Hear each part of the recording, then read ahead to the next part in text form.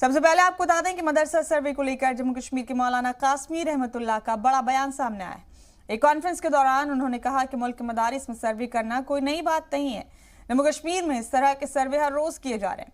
मौलाना ने मजीद कहा, मुल्क में मदरसे चलाने वाले इस सर्वे को लेकर ना घबराएं। मौलाना रहमतुल्लाह कासमी ने श्रीनगर में जी मीडिया से बातचीत करते हुए कहा कि मुल्क में इस तरीके से मुसलमानों के ऊपर कई तरह के शक किए जा रहे हैं। इस कॉन्फ्रेंस का उन्वान भी मदारिस का रोल रखा गया था। कॉन्फ्रेंस में मुफ्ती एजाज अहमद पांडे ने भी खिताब किया और मदारिस का रोल बयान किया।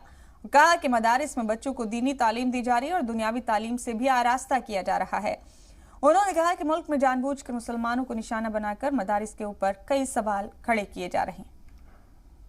वो आपस में अपनी मीटिंग में समझाते हैं लोगों को कि हिंदुस्तान के आइन की दफ़ा 25 के तहत तमाम अक़लियतों को अपने मजहबी तालीमी इदारे बनाने का हक़ हासिल है, तो उस एतबार से वो मदारिस बनाते हैं, तो उसमें कोई गैर कानूनी चीज़ नहीं, इसलिए घबराने की भी चीज़ नहीं है।